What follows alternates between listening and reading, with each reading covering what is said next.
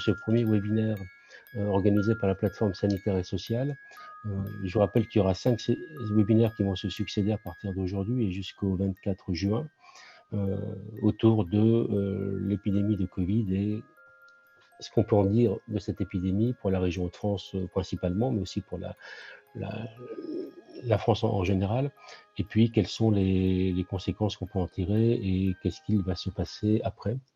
Donc, 5 webinaires qui vont se succéder tous les jeudis matins, entre aujourd'hui et donc le 24 juin.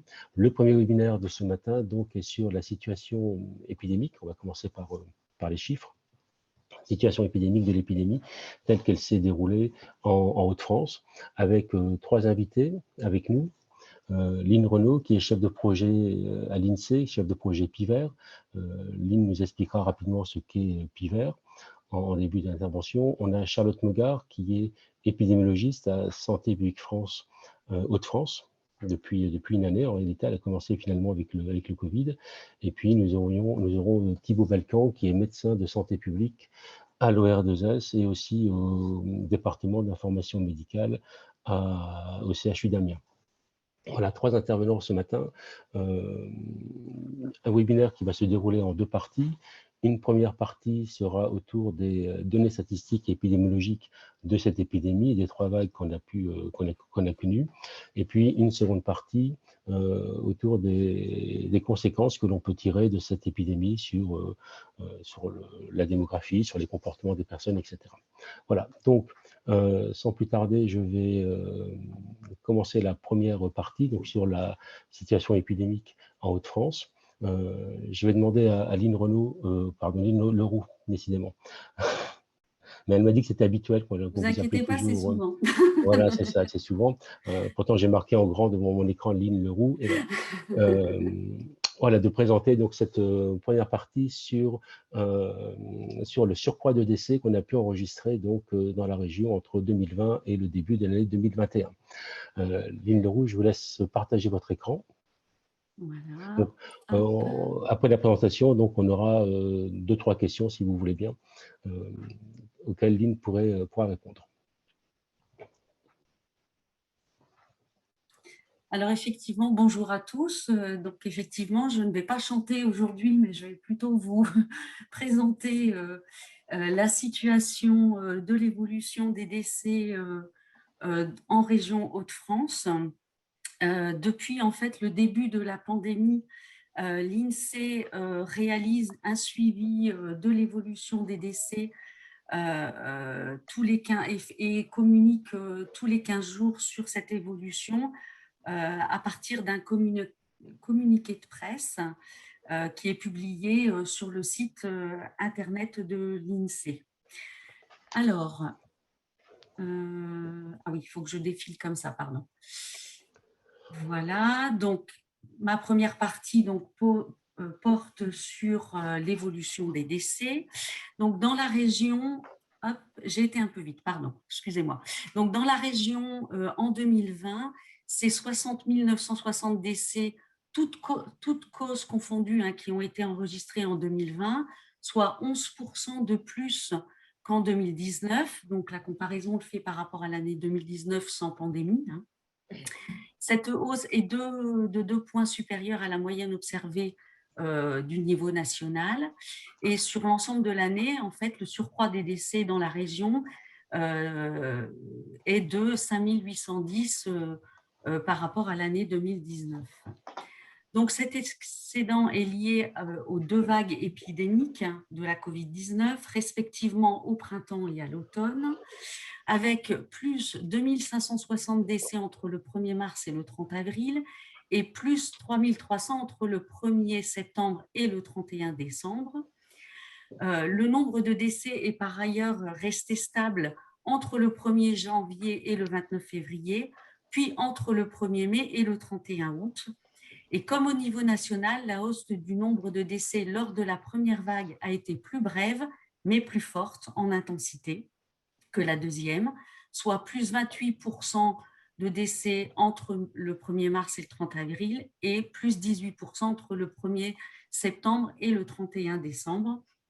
En France, ça a été plus 26% pour la première vague et plus 16%. pour la deuxième vague. En France métropolitaine, donc notre région des Hauts-de-France est la 5e la plus touchée et la plus impactée par l'augmentation des décès. Les régions présentant les plus forts excédents de mortalité par rapport à 2019 sont l'Île-de-France, plus 18%, soit plus 14 000 décès supplémentaires. L'Auvergne-Rhône-Alpes, plus 14%, c'est un peu plus de 10 000 décès supplémentaires.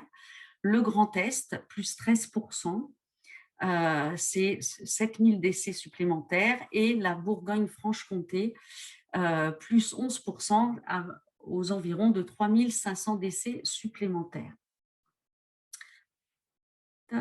Ici. Alors, si on regarde maintenant au niveau au sein de la région, le surcroît de décès en 2020 est plus marqué dans le département de l'Oise. Alors, j'ai encore dû aller un peu vite. Voilà, c'est ça. Dans l'Oise, plus 16%. Et dans ce département, c'est 6 990 décès qui ont été enregistrés l'an dernier, soit de près de 1000 de plus qu'en 2019. Et l'Oise est ainsi le 18e département le plus touché de France métropolitaine, si on comprend celui de la Corse. Le Nord est le 2e département le plus concerné, avec une augmentation de 11% des décès. La hausse dans les autres départements s'échelonnant entre 7,7% dans la Somme à plus 9,4% dans l'Aisne. Et donc, le Nord est le 32e département le plus touché de France métropolitaine. Si on regarde maintenant par rapport aux 2 vagues épidémiques, donc lors de la première vague épidémique du printemps, l'excédent des naissances a été le plus fort dans les départements de l'Oise, plus 61%, et de l'Aisne, plus 51%. Lors de la deuxième vague, donc entre le 1er septembre et le 31 décembre, c'est dans le Nord et le Pas-de-Calais que l'augmentation des décès a été la plus marquée, plus 22% et plus 18%. Lorsqu'on regarde un petit peu plus précisément dans les territoires, on a fait une analyse qui a été plutôt en début d'épidémie, mais qui se confirme ensuite, c'est que contrairement à ce qu'on a pu observer au niveau national, on a un faible lien entre densité de population et excédent des décès. C'est-à-dire que ce qui s'est passé dans notre région, en fait, c'est qu'on a des EPCI qui sont situés au sud de l'Oise, où les premiers foyers épidémiques ont été découverts en France. Et donc, ce sont ces territoires qui ont enregistré une surmortalité parmi les plus élevées de la région, mais aussi au niveau national. Donc, les communautés de communes, par exemple, de Lisière de l'Oise et du Pays de Valois, comptent une hausse des décès respectifs de 16,9% et 18,4% sur l'année, mais de l'ordre de plus 140% et de 100% lors de la première vague épidémique. Dans ces communes, les communes de Crépy-en-Valois, Vaumoise et Lagny-le-Sec ont fait l'objet des premières mesures d'isolement. Et de manière semblable, la mortalité a cru très fortement dans la communauté d'agglomération de Creil-Sud-Oise, plus 88% au cours de la première vague, et au total, plus 27,5% sur l'année, touchant les villes de Creil, Montataire, Villers-Saint-Paul et Nogent-sur-Oise. En fait, la circulation du virus dans cette partie de la région s'explique en partie par la forte mobilité des actifs résidents. Dans la communauté de communes du Pays de Valois, par exemple, près de 20 000 d'entre eux, des actifs, se déplacent chaque jour pour aller travailler, principalement vers l'Île-de-France, et qui a été la région la plus impactée par la pandémie, notamment en première vague épidémique. Et dans la communauté d'agglomération de Creil-Sud-Oise, les échanges concernent 35 500 actifs. La surmortalité, elle est aussi très présente dans les territoires où le vieillissement de la population est très marqué. Ça a été le cas notamment dans le nord du département de l'Aisne, également très touché par la pandémie. La communauté de communes du Pays de Serres et le PCI de la région ayant enregistré la plus forte hausse des décès plus 143% au cours de la première vague épidémique et plus 24,2% sur l'année 2020. L'augmentation est également marquée plus au sud dans la communauté de communes de Retz-en-Valois, plus 89% en première vague et plus 12,4% sur l'année.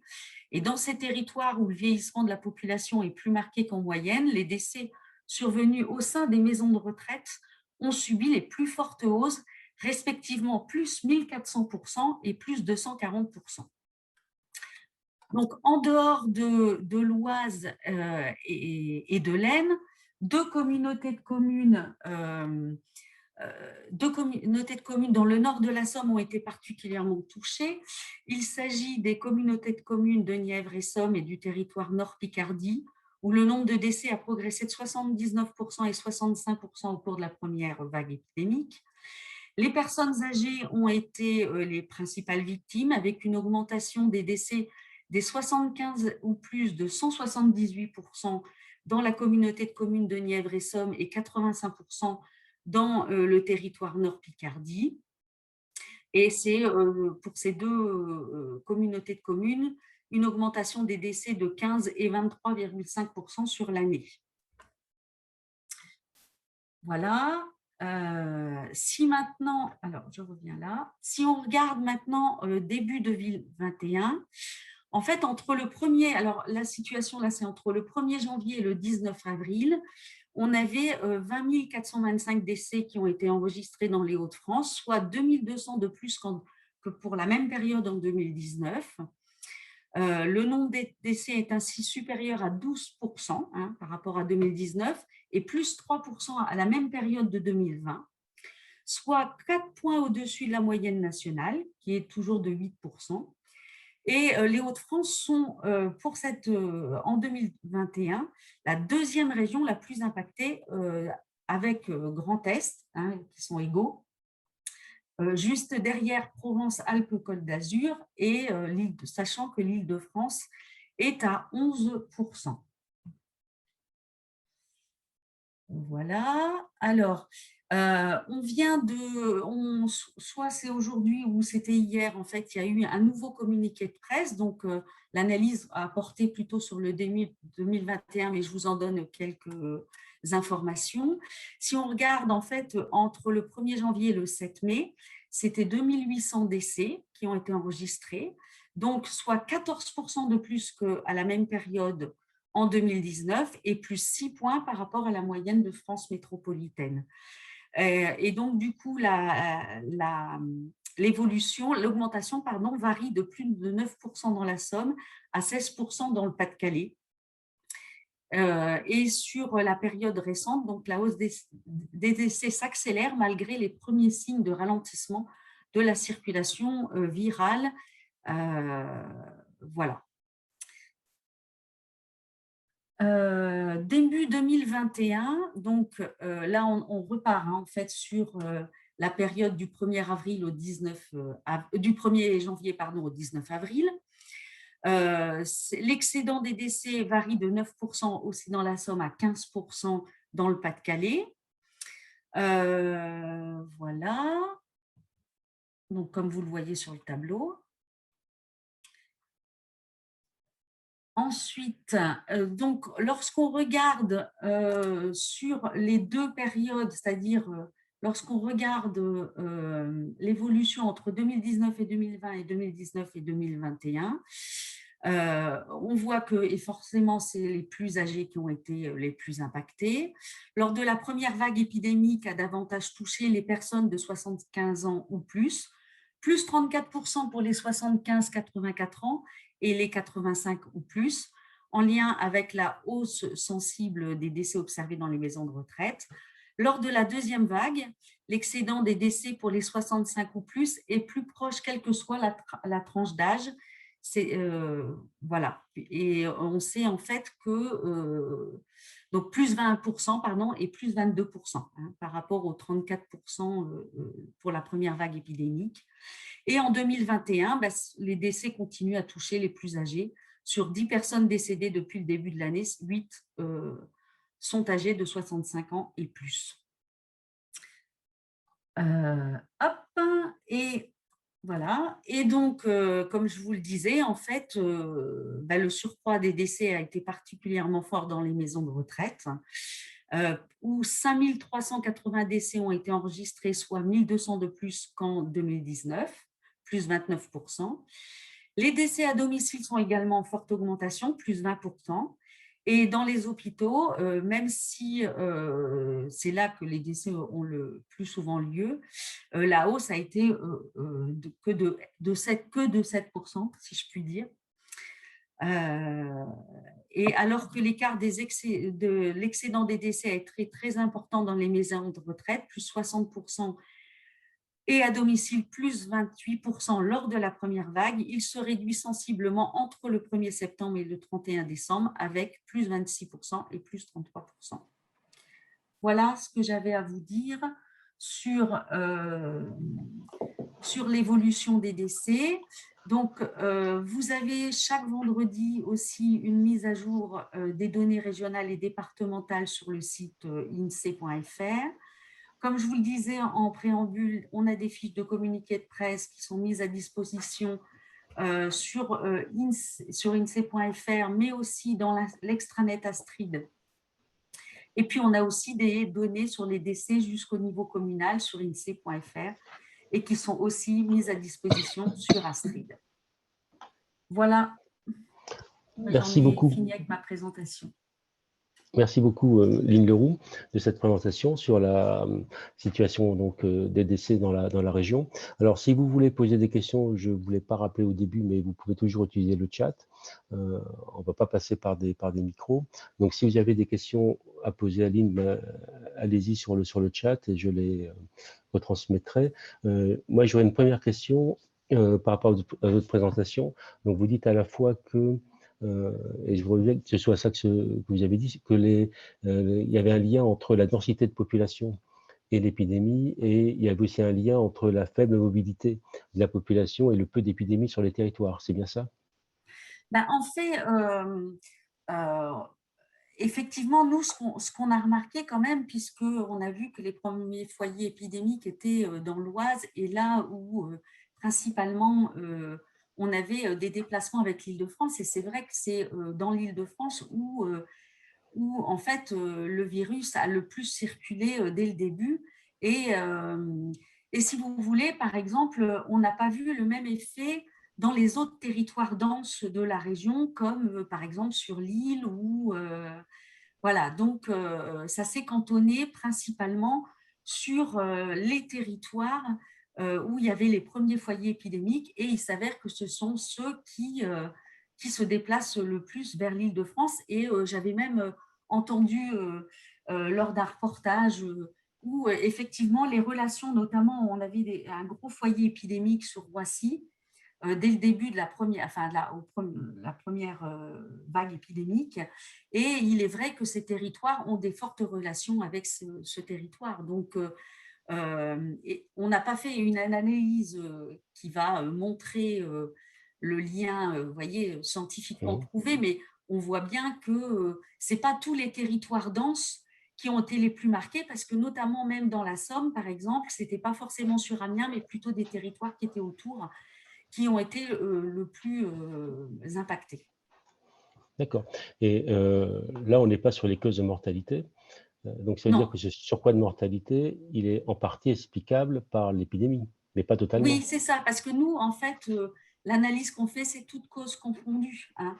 Mais si vous voulez, si on voit par exemple que là, on l'a comparé à 2019, mais si on compare notamment sur les autres années, on voit bien quand même qu'il y a des montées, par exemple, quand il y a des épidémies de grippe, ou notamment en 2003, quand il y a eu la canicule. Bon, et bon, on voit bien les liens qui sont faits, mais nous, l'analyse, effectivement, ce n'est pas à partir des causes de mortalité.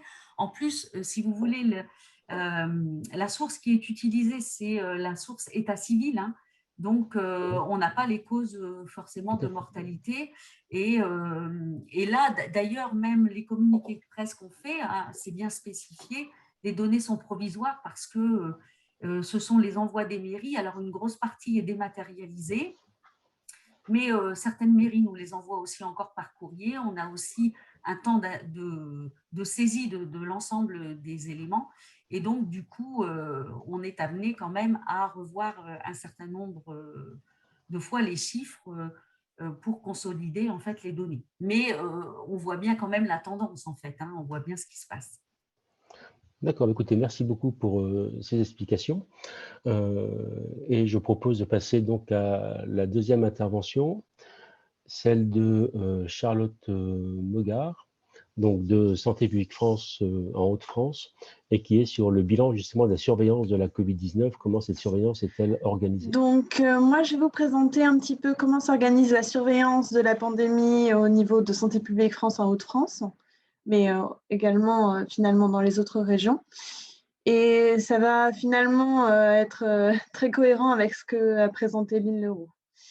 Donc, déjà, en termes de dispositifs de surveillance, on a différents dispositifs qu'on utilise.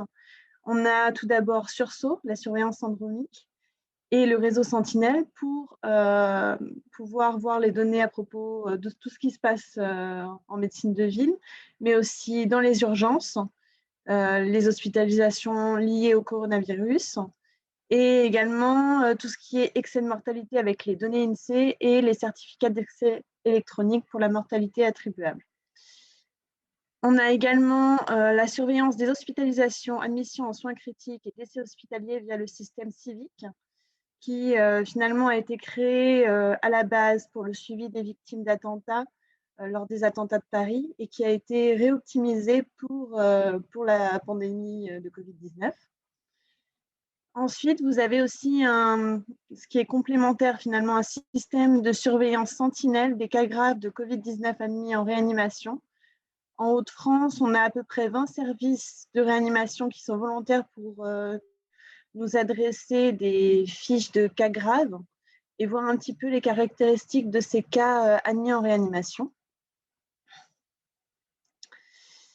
Ensuite, on surveille aussi les indicateurs virologiques, y compris avec la circulation des variants. Donc, c'est un système qui a été développé finalement en mai 2020, qui a été mis en place en mai 2020, qui s'appelle CIDEP, et qui nous permet de suivre un petit peu le nombre de nouveaux cas de coronavirus dans la région, le taux de dépistage, donc le taux d'incidence, le taux de positivité, et tout ce qui est de pourcentage de variants sur des périodes d'analyse. Et enfin, on surveille aussi ce qui se passe dans les établissements de soins médico-sociaux via Vous à Nous, et pour voir un petit peu ce qui se passe au niveau des infections respiratoires aiguës et les épisodes confirmés de Covid-19, que ce soit chez les résidents ou personnels. Donc maintenant, si on revient sur les 3 vagues épidémiques. Voilà, alors là, vous avez un graphique avec les données d'activité des associations SOS Médecins. Donc, il faut savoir qu'en Hauts-de-France, on a 4 associations dont on récupère les données. Il y a Amiens dans la Somme, Saint-Quentin dans l'Aisne, la métropole lilloise et Dunkerque dans le Nord. Et donc là, sur le graphique, vous pouvez bien visualiser les 3 vagues épidémiques. Une première vague beaucoup plus intense, une deuxième vague un peu en forme de M avec au milieu une période de vacances scolaires, et une troisième vague un petit peu moins intense au niveau des soins de ville. Quand on regarde la part d'activité moyenne, finalement, en vague 1, on est à peu près à 20%, en vague 2 à 11% et en vague 3 à 6%. Si on regarde en complément les données du réseau Sentinelle, donc là, vous avez un graphique sur les taux d'incidence pour 100 000 habitants. On voit à peu près la même chose, donc une vague 1 beaucoup plus intense, une vague 2 un petit peu moins importante, toujours avec ce petit M, et une vague 3 beaucoup moins importante. Donc on peut se dire que finalement, les personnes qui étaient infectées par la Covid-19, en vague 2 et en vague 3, ont moins consulté en ville, ont moins consulté leur généraliste. Et c'est un dispositif de surveillance qui a été beaucoup plus sensible en première vague qu'en deuxième et en troisième vague. Maintenant, si on regarde au niveau des indicateurs virologiques, donc on retrouve bien ces 3 vagues qui, par contre, ne sont pas du tout la même chose qu'on peut retrouver donc, au niveau de l'offre de soins en ville. On voit bien que la première vague est très, très petite, hein, avec très peu de cas. Mais en fait, à l'époque, on avait peu de cas car on avait peu de capacité diagnostique et donc peu de capacité finalement d'identifier ce nombre de cas, et on a une réelle sous-estimation. Alors qu'en vague 2, on a vraiment un pic très élevé à près de 36 000 cas sur la semaine 44 en 2020. Donc c'est aux alentours de octobre-novembre 2020. Et une troisième vague un petit peu moins importante, mais tout aussi intense. Là, vous pouvez voir la deuxième et la troisième vague avec taux d'incidence et taux de positivité. On ne voit pas la première vague parce que là, on s'est concentré vraiment sur les données CIDEP. Je vous ai dit, le système a été mis en place seulement en mai 2020. Et donc, on voit bien cette deuxième vague qui commence finalement à la fin de l'été 2020 et avec la reprise des activités socio-économiques en septembre. Un entre-deux avec vraiment un taux d'incidence qui reste à un niveau très élevé. On a, si on peut dire, un déconfinement et avec mise en place de couvre-feu et un taux d'incidence qui finalement ne descend pas en dessous de 100 cas pour 100 000 habitants. Et une troisième vague qui recommence finalement, une circulation virale qui se réintensifie à la fin des vacances scolaires, au début 2021. Suite au regroupement finalement de fêtes de fin d'année et dans un contexte d'augmentation de prévalence du variant anglais. Si on zoome un petit peu au niveau départemental, donc là vous avez un graphique par département du nombre de cas en première vague. Donc là on a 3 systèmes de surveillance donc que je ne vous ai pas présentés, mais qui, enfin pour 3 labos EgoData, mais qui ont été utilisés surtout au début. Donc on voit bien nos premiers cas finalement qui sont apparus dans l'Oise dès le début 2020. Donc l'Oise, c'est la couleur violette. On voit bien aussi que donc, les départements de l'ex-Picardie ont été plus touchés puisque c'est là où les premiers foyers épidémiques sont apparus. Mais quand on regarde le nombre de cas sur ces semaines de mars-avril 2020, voilà, on a très très peu de cas par rapport à la deuxième et la troisième vague.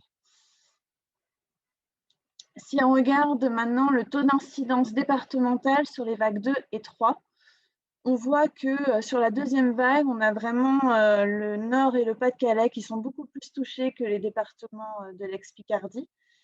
Et en vague 3, que c'est à peu près, si je puis dire, à peu près la même chose sur tous les départements. On a aussi développé donc, des outils qui nous permettent de voir les taux d'incidence à une échelle plus fine, à l'échelle de l'EPCI, donc tous les regroupements de communes. Et là, vous pouvez voir les principaux EPCI de la région, c'est-à-dire ceux avec une densité de population, enfin une population plus élevée. Et on voit donc bien finalement l'été 2020 qui est totalement blanc puisque les capacités diagnostiques étaient moins importantes. La reprise épidémique de la deuxième vague qui est finalement à partir de septembre, qui commence au niveau de la métropole européenne de Lille. Vous voyez que c'est là que ça commence à se foncer. Et ensuite, on a cet entre-deux finalement avec des zones plus ou moins touchées, mais ça ne s'éclaircit pas. Et une troisième vague épidémique qui s'ensuit aussi, voire plus intense.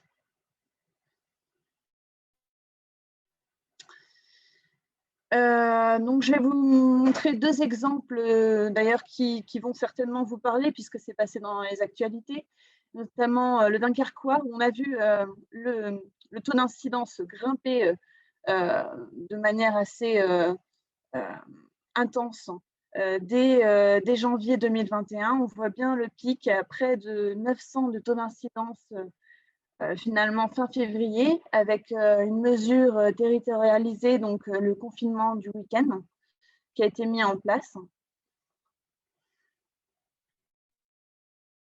Et de la même façon, sur le Pas-de-Calais, alors là, on n'a bien sûr pas cette intensification sur un seul EPCI, mais sur la plupart des EPCI, avec un taux d'incidence du Pas-de-Calais qui arrive finalement à 400 pour 100 000 habitants assez rapidement.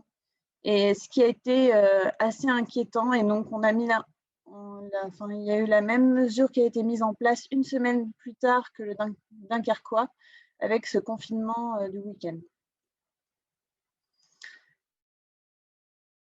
De l'hôpital, urgence, on voit bien, donc comme SOS Médecins, ces 3 vagues, avec de la même façon la première vague qui est beaucoup plus intense que la deuxième et la troisième vague au niveau des urgences.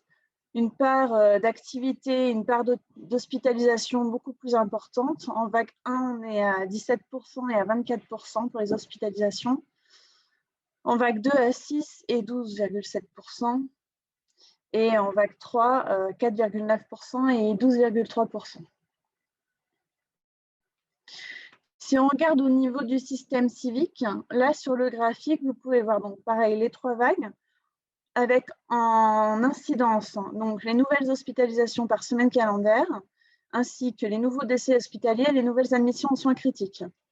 On voit que niveau des hospitalisations, on a un pic plus important au niveau de la deuxième vague, mais surtout ce qui nous interpelle davantage, c'est que la troisième vague est beaucoup plus intense en termes d'admission aux soins critiques, puisque finalement, entre la deuxième et la troisième vague, la pression sur l'offre de soins a diminué, mais pas assez pour pouvoir compenser cette réaugmentation, cette réintensification de la circulation virale début 2021. Et au niveau des décès, on voit bien que du coup, depuis la semaine 44, donc depuis le pic finalement de la deuxième vague, on est resté vraiment à une sorte de plateau, environ 200 décès par semaine en Hauts-de-France, donc ce qui est vraiment très élevé. Si on regarde au niveau de la prévalence, on voit bien que c'est ce que je vous disais, donc on a une pression élevée et continue depuis la deuxième vague. Et ce qui a fait que finalement, le nombre de patients hospitalisés en soins critiques en troisième vague était vraiment beaucoup plus important. Et on sent une pression qui était vraiment beaucoup plus importante que même en première vague. En termes de taux d'hospitalisation par département, on voit bien donc comme je vous disais plus tôt, au niveau des indicateurs virologiques, là on retrouve la même chose. Les hospitalisations dans l'Aisne, l'Oise et la Somme ont été plus importantes en vague 1. En vague 2, on voit bien que c'est le Nord et le Pas-de-Calais qui ont été plus touchés finalement. Il y a une espèce, si on pourrait dire, un effet mémoire collective, puisque le Nord et le Pas-de-Calais n'avaient pas été touchés, ou peu touchés lors de la première vague. Et un taux d'hospitalisation finalement qui se maintient à un niveau très élevé entre la deuxième et la troisième vague. Enfin, donc, si on regarde au niveau des établissements de soins médico-sociaux, on voit bien ces 3 vagues. Un nombre d'épisodes beaucoup plus important en première vague pour ce qui est des épisodes de cas de Covid-19.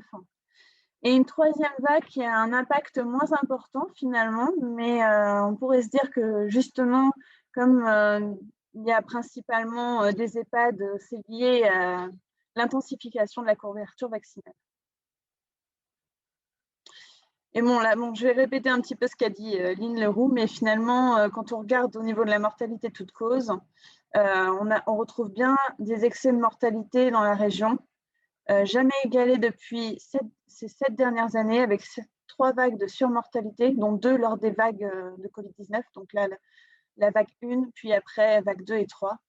Mais voilà, c'est difficile d'attribuer entièrement la pandémie, ces excès de mortalité, puisque il y a la mortalité directe, la mortalité indirecte qui est liée aussi au confinement et pas mal de paramètres à prendre en compte. Donc voilà, si on fait une petite synthèse de tout ça, on voit bien que la première vague a touché beaucoup plus les départements de l'ex-Picardie, avec des taux d'hospitalisation très importants, un faible nombre de cas, mais une pression hospitalière vraiment très importante. En deuxième vague, une reprise épidémique avec le relâchement des gestes barrières et l'intensification de la circulation virale dès la reprise de septembre. un pic finalement en deuxième vague vraiment très important de nombre de cas détectés de Covid-19, avec les départements du Nord et du Pas-de-Calais les plus touchés. Et enfin, une troisième vague où on a une intensité finalement au niveau de la pression hospitalière, notamment en soins critiques, vraiment très, très importante, jamais égalée, et une nécessité de transfert vraiment important. Et on pense que ça a été boosté notamment par la reprise des activités économiques en début 2021, mais aussi dans un contexte où on a une augmentation du variant anglais qui serait plus transmissible. Voilà, si vous voulez en savoir plus, n'hésitez pas à vous diriger vers nos points épidémiologiques régionaux et nationaux, ainsi que sur les différents dossiers que vous pouvez trouver sur notre site internet. Et les données sont bien sûr disponibles sur Géode. Merci de votre attention. Merci beaucoup, Charlotte Meugard, de cette présentation sur l'évolution de l'épidémie des 3 vagues qu'on a pu constater. Vous avez dit que les systèmes d'information avaient été mis en œuvre de manière progressive, puisque SIDAP, par exemple, n'est intervenu qu'à partir de mai 2020. Mais au démarrage de l'épidémie, comment ça s'est passé? Est-ce que les systèmes d'information étaient déjà prêts à être utilisés? Est-ce qu'on avait un historique ou est-ce qu'il a fallu tout inventer et aller chercher effectivement l'information avec les réseaux que vous avez créés à ce moment-là? Alors, ça a été donc GoData et 3 labos qui ont été utilisés. C'est des systèmes qui existaient déjà et qui ont été donc optimisés sur le moment, un petit peu, si je peux dire, sur le qui-vive, puisqu'il n'y avait rien qui était vraiment prévu pour enregistrer les nouveaux cas. Mais donc GoData, c'est un système, si je ne me trompe pas, qui a été créé pour Ebola. Il faudra que je vérifie ce que je vous dis. Et 3 labos, ça existait déjà pour tout ce qui était autres virus respiratoires ou d'autres maladies infectieuses. Donc, ça a été du coup utilisé finalement en première option avant d'avoir SIDEP. D'accord. Alors, n'hésitez pas à poser vos questions sur le chat, hein, il est ouvert pour ça. Puis à la fin de cette partie, on reprendra des questions que vous avez pu poser aux différents intervenants. Et aujourd'hui, qu'est-ce qu'il se passe? Est-ce qu'il y a le système d'observation est-il toujours actif? Et jusqu'à quand? Et est-ce qu'il va se renforcer? Est-ce qu'il y a des idées par rapport à ça? Je ne comprends pas bien votre question. Ah, pardon. Le système d'information que vous avez décrit, est-il toujours actif aujourd'hui? 3 labos et GoData? Par rapport au Covid, oui. Ou Est-ce que vous continuez à enregistrer les informations sur l'épidémie? Non, on utilise principalement SIDEP maintenant. Du coup, c'est beaucoup plus optimal. D'accord. Donc, 3 labos et GoData ne sont plus vraiment utilisés pour récupérer ces informations. D'accord. Donc, c'est SIDEP qui est l'outil principal Après, on a d'observation. toujours... Oui. Après, on a toujours des laboratoires qui nous envoient des fois des données avec, du coup, savoir un petit peu combien ils ont eu de cas positifs sur l'ensemble des tests qu'ils ont eus. Mais ça reste ponctuel et peu exhaustif. On ne peut pas dire que SIDEP est exhaustif, pas vraiment, mais on a quand même une idée un petit peu de la circulation virale beaucoup plus importante. D'accord. Et est-ce que vous avez une fonction d'alerte des autorités publiques en fonction de ce que vous observez en temps réel? Disons qu'on produit des documents pour l'Agence régionale de la santé qui leur permet un petit peu de savoir donc en 2 fois par semaine ce qui se passe. Ils produisent aussi des choses de leur côté, mais on surveille de près ce qui se passe et on les alerte dès qu'on voit quelque chose. Et notamment cette analyse au plus près des territoires au niveau des EPCI, ça nous permet de voir où est-ce que ça monte en premier et de les aider à cibler finalement leurs actions en termes de dépistage, en termes de vaccination actuellement, en termes de toutes les actions, finalement, les messages qui pourraient passer sur des secteurs plus sensibles. D'accord, mais écoutez, merci beaucoup, Charlotte, de cette présentation. N'hésitez pas pour le chat à poser des questions complémentaires. Je vais laisser la parole maintenant à Thibaut Balkan, qui lui a observé donc les consultations chez les professionnels libéraux durant l'épidémie et qui va nous dire comment ces consultations se sont passées durant la période de pré- et post-Covid. Donc bonjour à tous. Donc je vais vous présenter l'étude que nous avons réalisée à l'Observatoire régional de la santé concernant l'activité des professionnels de santé libéraux entre 2019 et 2020 autour du premier confinement lié à la pandémie de Covid dans les Hauts-de-France. Avant ça, quelques rappels de date. Donc, ça a été déjà mentionné, mais la région Hauts-de-France est la région qui a été la première touchée par la pandémie de Covid-19 dès fin février 2020. Et quelques dates à retenir pour la suite de la présentation, c'est celle du premier confinement, puisqu'on s'est intéressé principalement aux données autour de ce premier confinement. Donc, le premier confinement national qui a eu lieu entre le 17 mars 2020 et le 11 mai 2020. Puisque nos données sont présentées à l'échelle de la semaine, des numéros de semaine. Cela correspond donc aux semaines numéro 12 et aux semaines numéro 19 de l'année 2020. Le second confinement national, quant à lui, a eu lieu à partir du 30 octobre 2020, c'est-à-dire la semaine numéro 44. Et c'est là que nous arrêtons notre fenêtre d'observation pour cette étude. Donc, l'objectif de l'étude était de comparer donc, le recours à certains professionnels de santé entre ces deux années, donc l'année de référence 2019 et l'année 2020, sur les mêmes périodes, autour du premier confinement, à partir des données de remboursement de soins de l'assurance maladie. Donc, les sources que nous avons utilisées sont celles du Système national des données de santé, donc base de données de l'assurance maladie, et plus précisément du magasin de données des consommations interrégimes, donc qui contient des données de consommation individuelle des bénéficiaires de l'assurance maladie. Nous avons donc sélectionné toutes les prestations de soins réalisées entre le 1er janvier 2019 et le 31 octobre 2020 chez les bénéficiaires domiciliés dans les Hauts-de-France. Les données manquantes sur le sexe, l'âge, le département de domicile ont été exclues et nous n'avons conservé que les prestations qui concernaient un soin. En effet, il faut savoir que dans ces bases de données de l'assurance maladie, nous avons des prestations, toutes les prestations qui sont remboursées par l'assurance maladie aux bénéficiaires sont enregistrées, donc pas seulement des soins facturés par les professionnels libéraux. On a aussi des forfaits, des frais de déplacement, des suppléments, des majorations d'actes, etc. L'objectif de l'étude ici était uniquement de s'intéresser donc aux interactions entre un patient et le professionnel de santé. Donc, nous avons sélectionné uniquement les prestations liées aux soins. Et à partir de cela, donc, nous avons construit un indicateur qui était pour nous un proxy de l'activité des professionnels.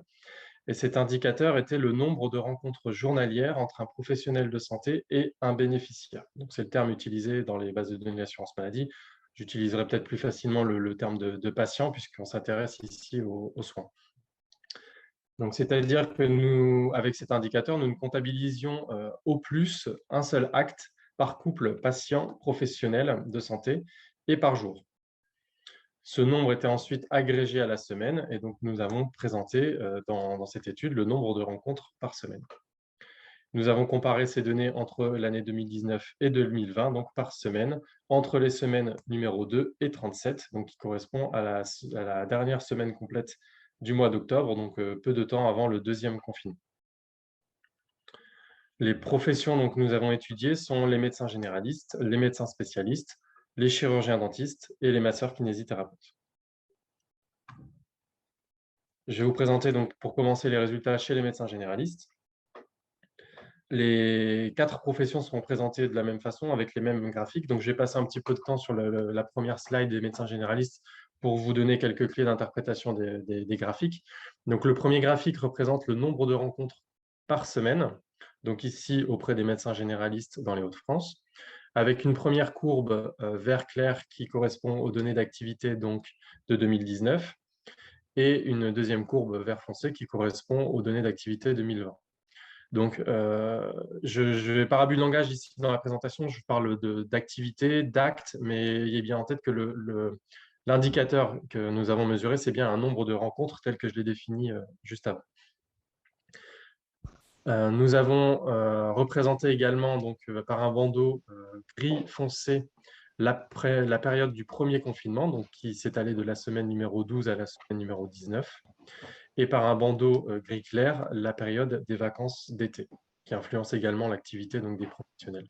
Donc, les vacances d'été sont s'étalées des semaines 28 aux semaines 35.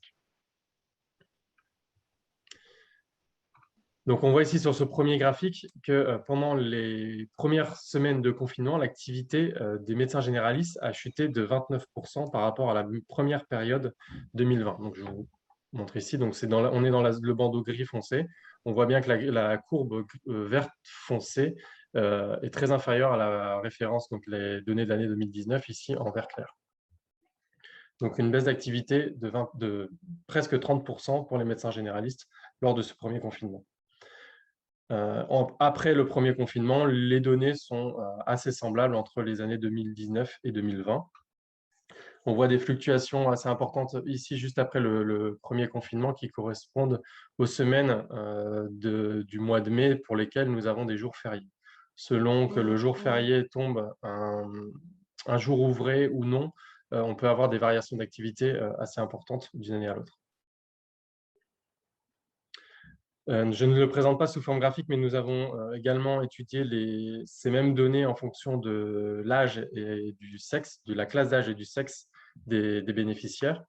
Et on voit des variations assez importantes selon les classes d'âge, avec une diminution de l'activité pour les médecins généralistes de moins 63% pour les enfants de 2 à 14 ans, moins 40 chez les jeunes de 15 à 24 ans, et moins 32 pour les plus de 85 ans. Et le groupe des 45-54 ans était le moins affecté par cette baisse, avec une diminution d'activité sur la période de confinement de moins 18%. Sur le second graphique, j'ai représenté les mêmes données, mais de manière cumulée. Donc, c'est le nombre de rencontres cumulées par semaine auprès d'un médecin généraliste, avec toujours les mêmes périodes qui sont représentées par les bandeaux gris foncé et gris clair.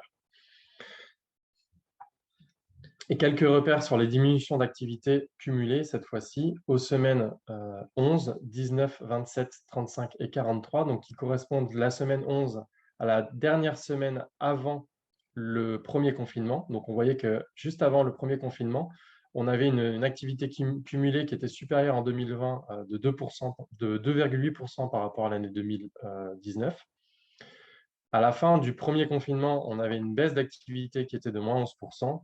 Je vous ai mis les références par rapport au début des vacances d'été, fin des vacances d'été, et enfin, à la fin de la période d'observation, la semaine numéro 43, qui est la dernière semaine complète du mois d'octobre, donc juste avant le deuxième confinement.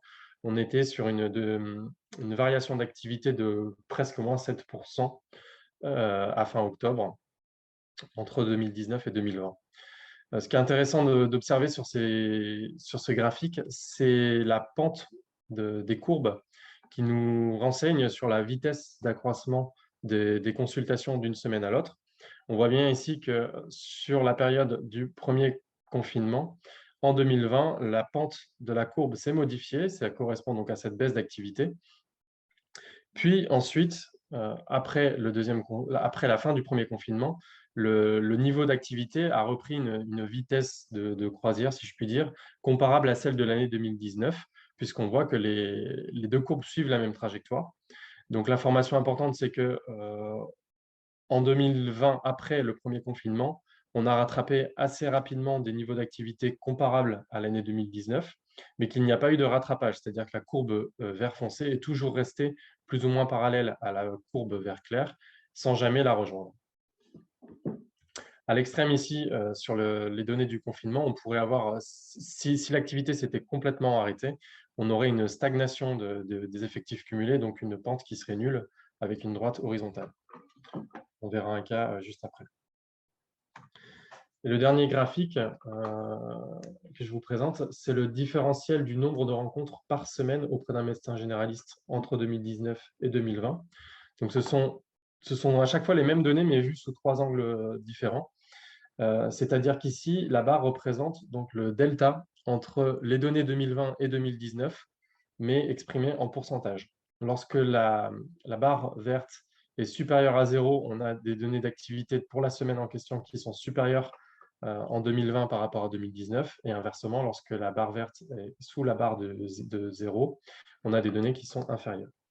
Sur ce graphique, on a une information supplémentaire qui est celle des données pour la France hexagonale, qui est représentée par un trait bleu foncé ici. Donc, on voit bien ici la baisse relative d'activité au cours du premier confinement. On note donc au début du premier confinement une diminution d'activité pour les médecins généralistes qui est moins marquée en région que dans le pays, c'est-à-dire que l'indicateur, le trait bleu ici, est généralement plus bas au niveau de la France hexagonale qu'en région, donc l'extrémité du trait vert, et que cette situation s'inverse ensuite, c'est-à-dire qu'on reste sur des niveaux faibles en région avec des niveaux en France métropolitaine qui sont moins marqués, une diminution d'activité qui est moins marquée. Problème d'affichage. Les résultats maintenant pour les médecins spécialistes. Donc, on observe un petit peu le même type de courbe, hein, avec pendant le premier confinement donc une diminution d'activité qui est bien plus marquée cette fois-ci de moins 62% du nombre de rencontres par rapport à l'année 2020. Moins 73 pour les enfants de 2 à 14 ans et moins 56% pour les jeunes de 25 à 34 ans. C'est-à-dire que les médecins spécialistes libéraux sont 2 fois plus impactés que les généralistes par la baisse d'activité au cours du premier confinement. Et on voit bien donc ici sur le deuxième graphique du nombre cumulé des rencontres avec une distance entre les deux courbes qui est plus importante. Mais de la même manière que pour les médecins généralistes, l'activité en post-premier confinement rejoint les données d'activité de l'année 2019. On voit bien les courbes ici sont presque superposées.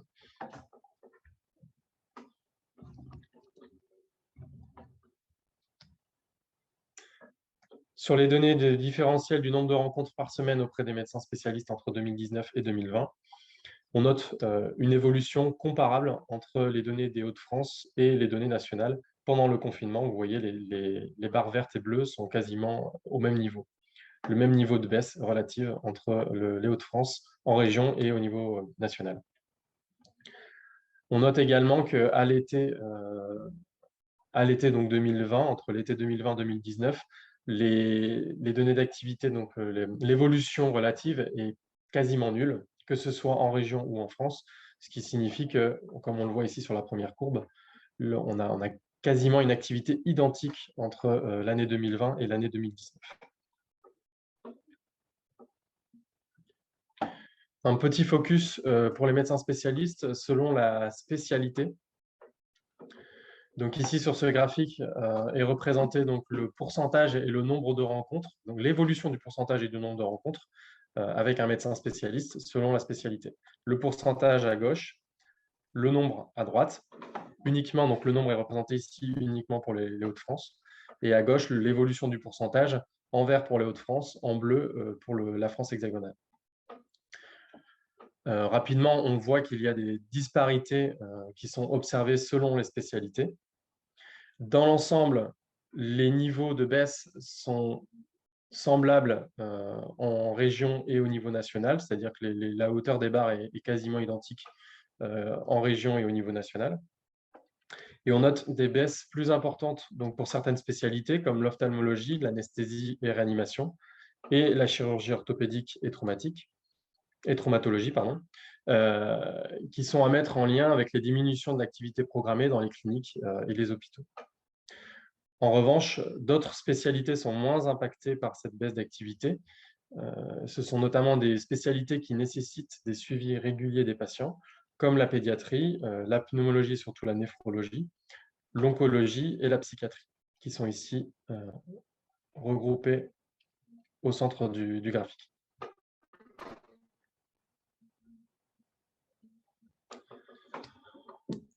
Les résultats chez les chirurgiens dentistes donc, sont assez spectaculaires. On note que chez les chirurgiens dentistes, on a un quasi arrêt de l'activité pendant le premier confinement, avec une diminution de l'activité de moins 95% par rapport à l'année 2019. Vous voyez, la courbe est presque à zéro ici.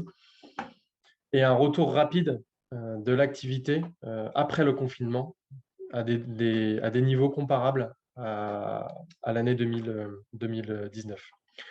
Je note ici, donc je vous disais qu'il y a des variations assez importantes juste après le confinement qui sont liées au pont du mois de mai.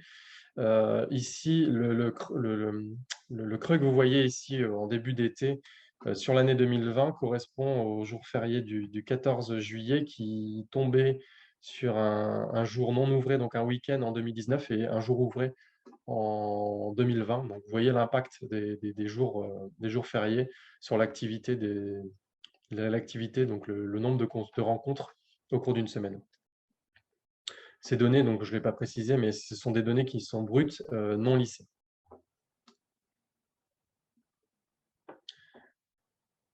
Donc, cette information se retrouve sur le graphique des effectifs cumulés du nombre de rencontres par semaine. On voit ici que la pente au cours du premier confinement pour les chirurgiens dentistes est nulle. On a une droite qui est horizontale. Donc, on passait donc ici sur les Hauts-de-France, d'une activité qui était supérieure en 2020 par rapport à 2019, avec des effectifs cumulés qui étaient supérieurs de 7,8%, quasiment 8% avant le premier confinement, pour avoir une donnée d'activité inférieure, une baisse de moins 36% à la fin du premier confinement. Et on termine avec des données d'activité donc à la fin de la période d'observation, fin octobre, de moins 19% en 2019 par rapport à 2020.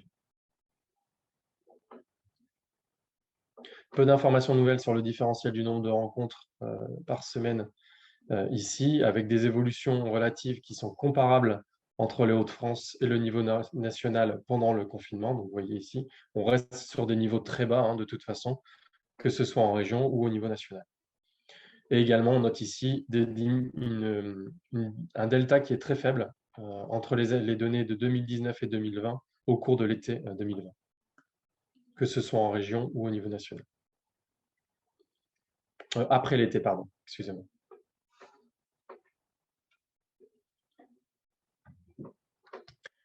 Enfin, les résultats chez les masseurs kinésithérapeutes,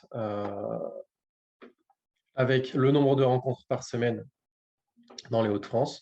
Ici, cette fois-ci, donc l'activité est également la baisse d'activité est également très importante, un peu moins marquée que pour les chirurgiens dentistes, mais on est quand même sur des niveaux de moins 80% d'activité en 2020 par rapport à 2019. Avec, encore une fois, une activité qui rebondit après le confinement pour retrouver des niveaux comparables à l'année 2019. On retrouve cette information sur les effectifs cumulés.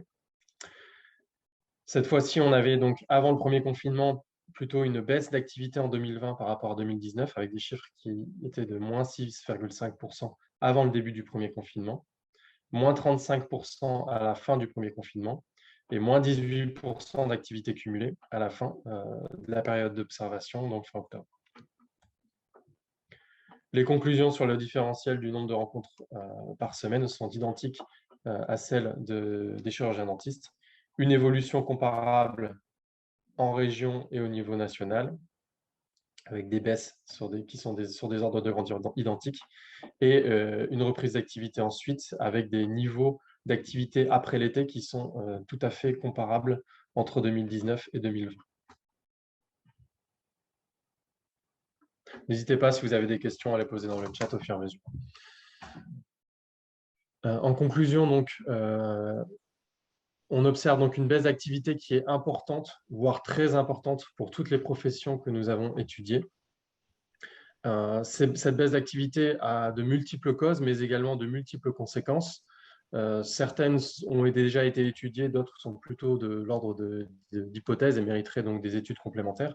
Parmi les causes, on peut distinguer des causes qui pourraient être liées aux patients, d'autres liées aux professionnels.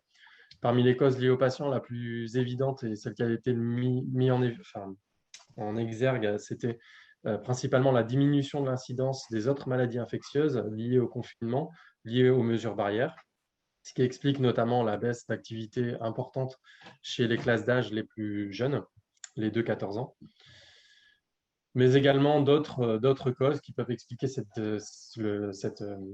diminution d'activité, c'est-à-dire le fait que les patients n'aillent pas rencontrer les professionnels de santé, notamment la peur du professionnel de santé qui est exposé lui au virus, donc la peur d'être contaminé en allant consulter son médecin ou en allant revoir son chirurgien dentiste ou son masseur-kinésithérapeute.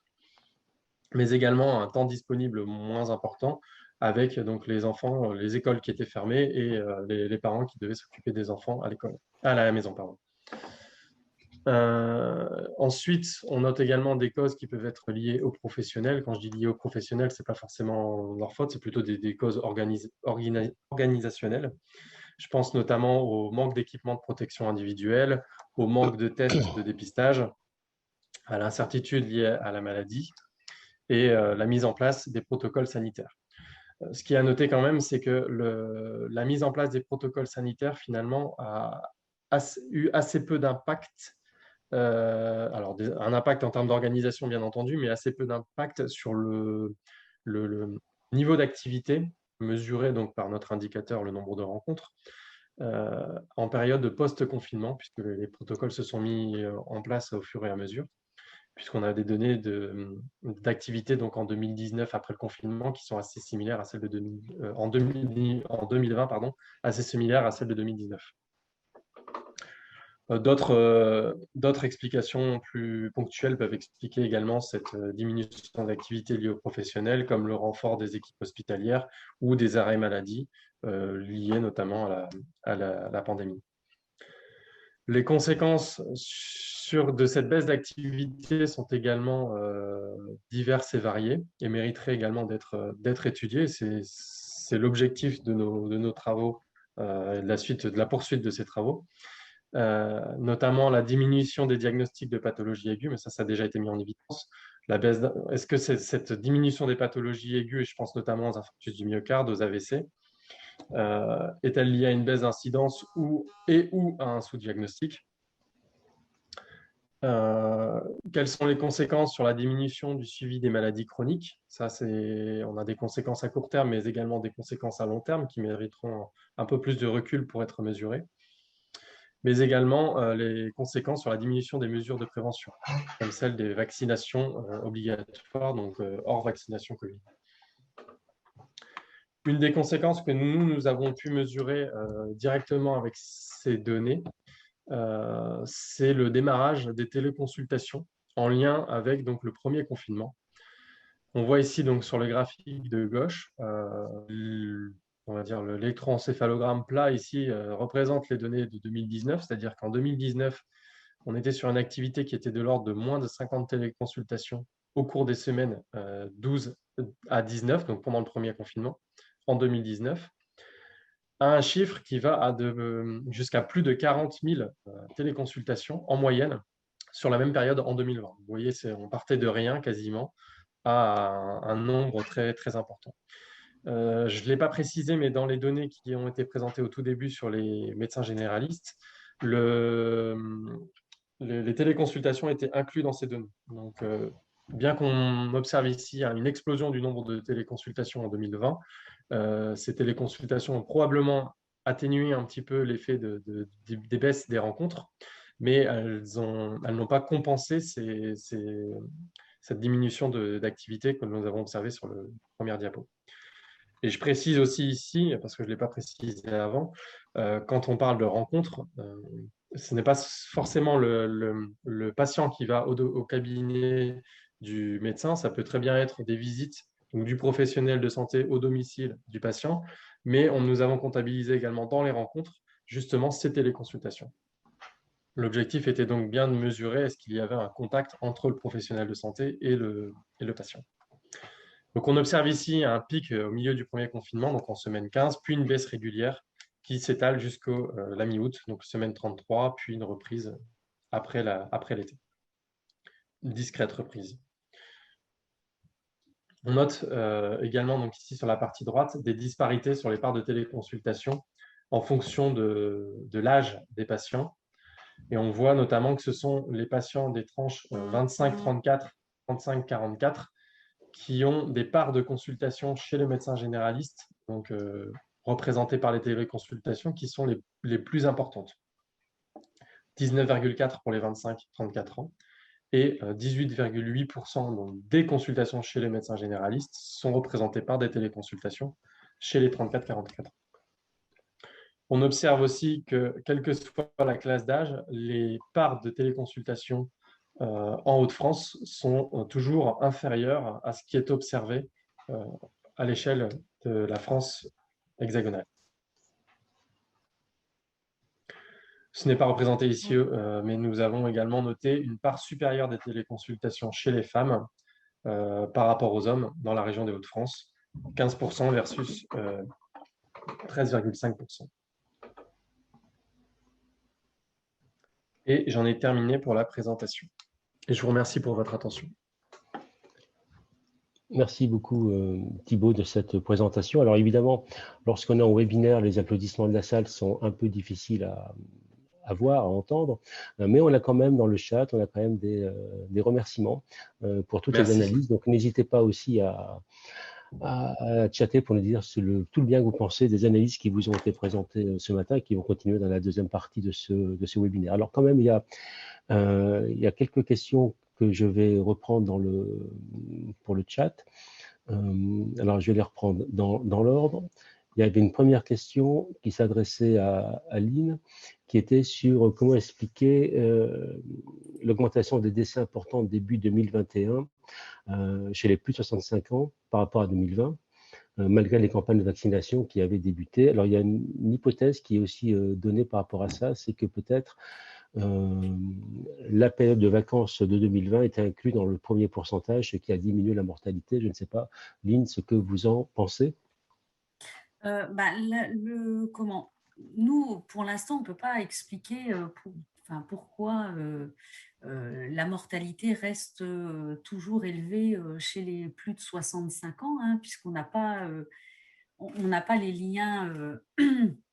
Mais on sait bien quand même que la vaccination, c'est quand même aussi assez récent et que du coup, peut-être que ça n'a pas eu complètement son effet sur les premiers mois de 2021. Ensuite, on peut l'évoquer aussi avec la présentation que vient de faire Thibaut.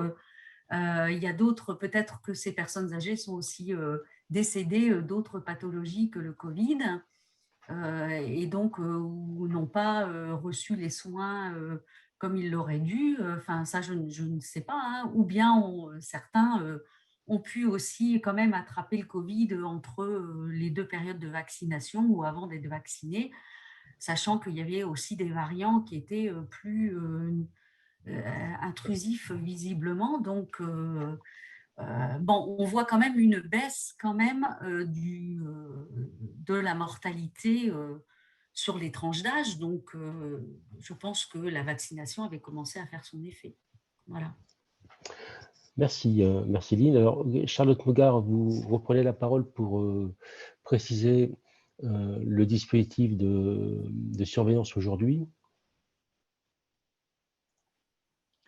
Oui, c'était juste pour préciser que je m'étais trompée tout à l'heure et que le réseau 3 labos avait été mis en place par rapport aux arboviroses. D'accord. Donc, c'est toujours en place. Et donc, merci beaucoup pour cette... C'est toujours en place. Pour cette précision. Et donc, il y avait une autre question qui concernait les consultations, et c'était que les moins de 14 ans pourraient venir augmenter les consultations des 25-44 ans, vu que ce sont les parents qui les accompagnent. Thibaut, est-ce qu'il y a une explication là-dessus? Alors, je ne comprends pas très bien la question. Je ne sais pas si c'est une question ou une remarque déjà. Et je ne comprends pas très bien comment les moins de 14 ans augmentent les 25-44 ans. Est-ce que je peux expliquer à l'oral ou pas? Oui, allez-y, j'allais vous donner le micro justement. Bonjour. Oui, en fait, sur votre courbe des téléconsultations, on a les enfants. les moins de 14 ans. Ensuite, on a les autres tranches d'âge. Et du coup, je me dis que les enfants, j'imagine que c'est par rapport à leur carte vitale et leur numéro de sécu. Oui. J'imagine que c'est les parents qui ont pris les rendez-vous aux téléconsultations. Oui. Notamment, les 25-44 ans, c'est eux qui ont dû prendre rendez-vous pour les 0, je sais pas, 14 ans. Donc, ça veut dire que ceux qui sont hyper connectés, c'est quand même les 25-44 ans. Parce que potentiellement, ils ont l'âge d'être le parent de ces jeunes de 0-14. Oui, alors attendez, je reprends le graphique. Forcément, donc pour les 2-14 ans, ce sont forcément les parents qui prennent rendez-vous. Normalement, mais alors là, on n'a pas de données sur ces informations-là, si l'enregistrement des cartes vitales se fait correctement, les consultations sont bien enregistrées pour l'enfant si elles concernent l'enfant, mais également pour le parent si elles concernent le parent. Et on peut imaginer que les parents puissent prendre un rendez-vous en même temps pour eux s'ils prennent rendez-vous pour leurs enfants. Mais si c'est un Et rendez-vous. c'est ce qui est assez peu surprenant aussi de voir que ce sont les tranches d'âge, on va dire 25-44 ans, qui sont les plus connectés et qui ont la part de téléconsultation la plus importante. Juste pour être sûr qu'il n'y ait pas de doublon dans les chiffres, un enfant qui a pris une téléconsultation et qui est classé dans les 0-14 ans, oui. Son parent, il n'est pas aussi compté dans la… Si ce n'est pas un rendez-vous pour le parent. Non. Donc, en fait… Non, parce que après, tout dépend le motif de la consultation et tout dépend ce qui a été on va dire codifié par le médecin. Mais si la consultation concerne l'enfant, normalement, le médecin doit enregistrer la carte vitale et codifier l'acte sur le numéro de sécurité sociale de l'enfant. Et ne pas, même si c'est la carte vitale du parent, le numéro de sécurité sociale qui est pris en compte, c'est celui de l'enfant. Les données que nous avons prises pour les comptabiliser l'âge, ce sont celles du bénéficiaire du soin et pas celles de l'ouvreur de droit. Celle de l'ayant droit et pas celle de l'ouvreur de droit. Du coup, c'est bien ce que je pensais. On peut extrapoler que les 25-44 ans, en réalité, c'est beaucoup plus, puisque c'est eux qui prennent rendez-vous pour leurs enfants. Si on enlève les deux colonnes de gauche des enfants et qu'on les cumule artificiellement avec les parents potentiels, en fait, les 25-44, ils sont bien au-dessus des autres tranches d'âge. Si vous raisonnez en ouvreur de droit, oui. Mais là, l'objectif, c'était de raisonner sur le bénéficiaire du soin. Je vous propose qu'on arrête là la discussion. On peut toujours discuter en privé. Alors, sauf que Thibaut, vous allez nous quitter. Oui, alors je ne l'ai pas noté, mais je peux mettre mon adresse mail dans le chat. Comme ça, si vous avez d'autres questions, vous pouvez me les communiquer. Et je m'excuse, mais j'avais une autre réunion, donc je vais devoir vous quitter pour la suite. Je regarderai les deux autres présentations sur le site de la plateforme lorsque la vidéo sera mise en ligne. Voilà, merci beaucoup Thibaut. Merci de m'avoir invité. Et effectivement, donc toutes les vidéos seront sur le site et puis on pourra continuer à faire des discussions si vous voulez par les adresses mail. On va sans plus tarder passer à la seconde partie du webinaire qui est sur les conséquences que l'on peut tirer de cette pandémie qui nous a touchés. Lynn Leroux, on va revenir vers vous sur finalement, vous nous avez montré le surcroît de décès dans la première partie, et donc sur les conséquences sur la démographie qu'a ce surcroît de décès. Je vous laisse partager votre écran. Pour cette deuxième partie, je vais vous parler en fait du bilan démographique qui a été réalisé, mais pour la France métropolitaine, puisque notre bilan démographique 2020 n'a pas encore été publié pour les Hauts-de-France, il le sera que le 8 juillet. Donc, ma présentation, en tout cas le diaporama, porte sur les chiffres France. Néanmoins, j'aurai quelques informations à vous donner au niveau des Hauts-de-France, sinon ça n'aurait pas beaucoup d'intérêt. Et notamment, comme nous sommes de toute manière en train de le préparer. Voilà. Donc, alors, j'ai mis les conséquences sur la démographie à l'échelle nationale et tendance régionale. En fait, je vais vous faire le bilan. Et effectivement, on n'a pas fait le lien précis entre la pandémie et Et ce bilan démographique, néanmoins, c'est un peu comme sur la surmortalité, hein, finalement. On sait que les conséquences, qu'il y a un lien forcément entre les deux. Alors, ce qu'on observe en fait 9 mois après le début de la pandémie, hein, du début de la pandémie, c'est que les naissances ont fortement baissé en France. Et donc, en décembre 2020, on a 7% de nouveau-nés en moins qu'en décembre 2019. Et cette baisse s'est poursuivie de façon bien plus prononcée en début janvier 2021, avec 13% de naissances de moins qu'en janvier 2020. Alors, en fait, le nombre de naissances dépend à la fois du nombre de femmes en âge de procréer et de leur fécondité. Ce qu'on observe depuis le début des années 90, c'est une baisse de la population féminine de 20 à 40 ans, c'est-à-dire en âge où les femmes sont les plus fécondes. Mais qui semble marquer le pas, en fait, qui semble marquer un palier depuis 2016. Et en fait, ce qu'on observe, c'est que les évolutions récentes s'expliquent donc davantage par la baisse de la fécondité. Alors, et donc la baisse de la fécondité qui est passée de 1,84 enfants par femme en France en 2020 par rapport à 2019 qui est de 1,86. Pour les résultats au niveau de la région Hauts-de-France, donc selon les estimations de population, hein, puisque notre bilan il est fait à partir des estimations de population, le nombre de naissances continue de diminuer dans notre région au même rythme qu'en France, moins 2,4%. Et donc, en 2020, c'est 65 500 bébés qui sont nés, soit 1 600 de moins qu'en 2019. Ce qui est particulièrement marquant dans notre région, c'est que le comportement des femmes en matière de fécondité se rapproche depuis plusieurs années à celui des Français. Ce qui caractérisait en fait notre région, c'est une fécondité forte, hein, qui était de 2,01 en 2014, hein, et qui permettait notamment le renouvellement des générations. Et ce n'est plus le cas aujourd'hui, puisque si l'indicateur conjoncturel de fécondité s'élève encore à 1,83 enfants par femme, au-dessus de celui de la métropole qui est de 1,80, depuis 2 ans, il est légèrement inférieur au taux de la France de 1,84 que je vous donnais tout à l'heure. Et donc, il ne permet plus le renouvellement de la population.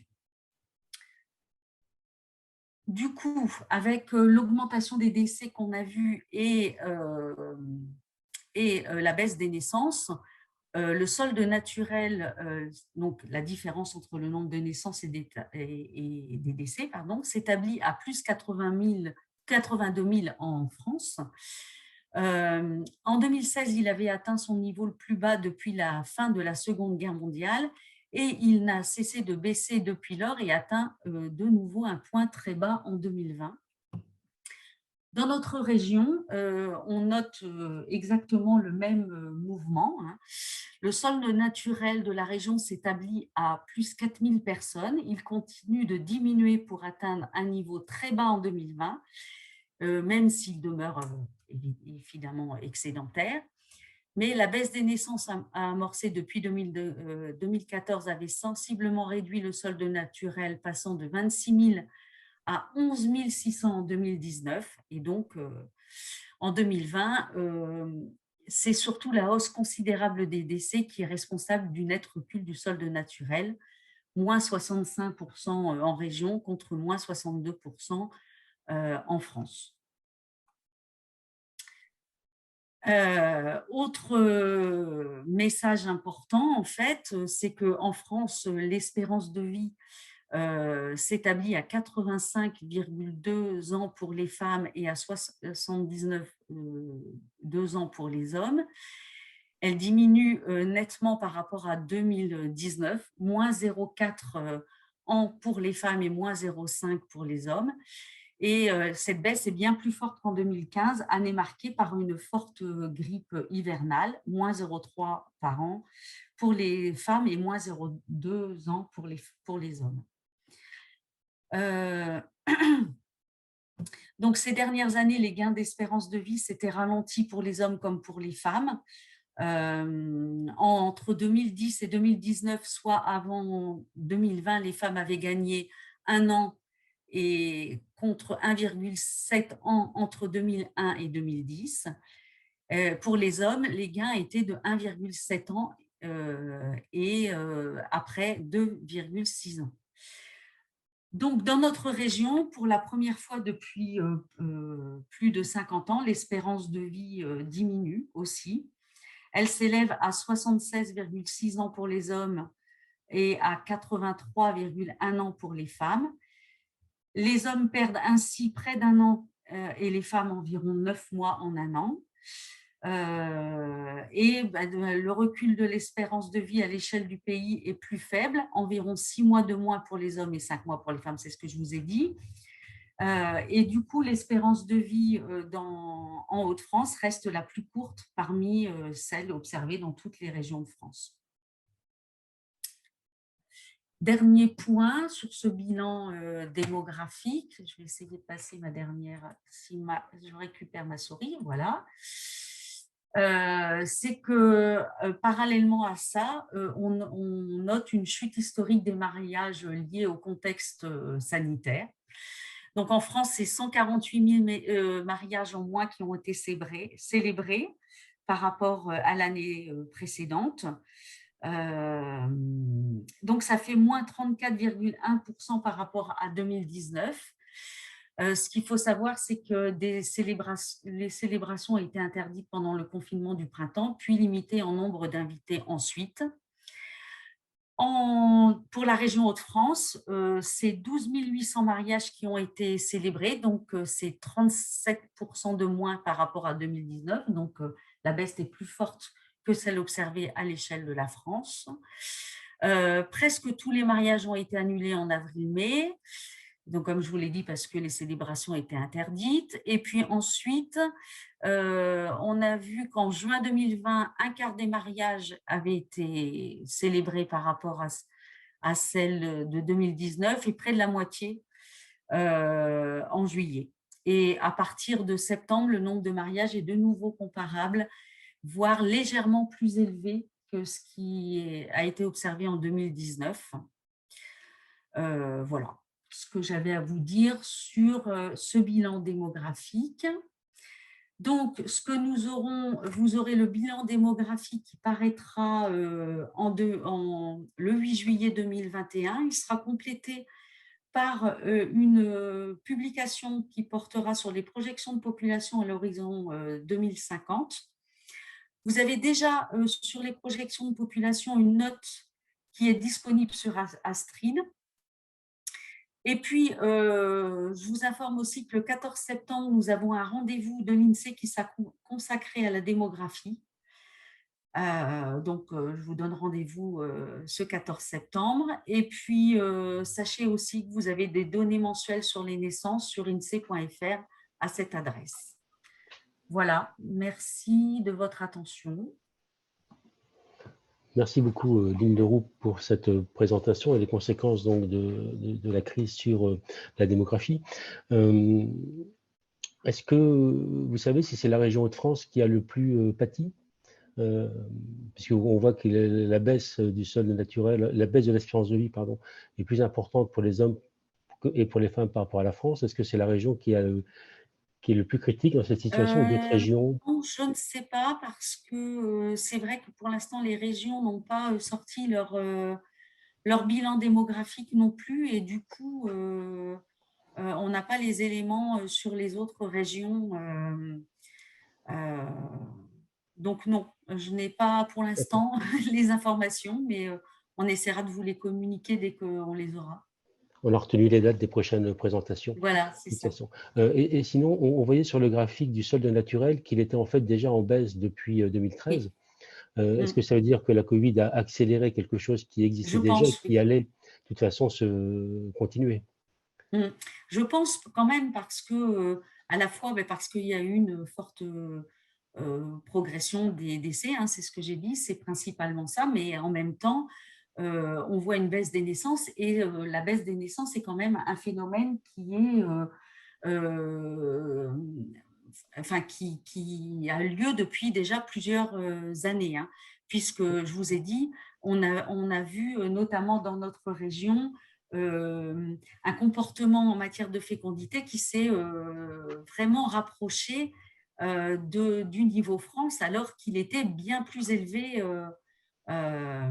Et c'est ce qui fait gagner notamment de la population à notre région, hein, puisque et du coup on risque on observe une diminution de la population des Hauts-de-France dès 2021 en fait, hein, et puis ce qui fait en même temps régresser la place de notre région parmi les régions les plus peuplées de France, puisqu'on passe je crois qu'en 2019, en 2018, on était troisième région la plus peuplée.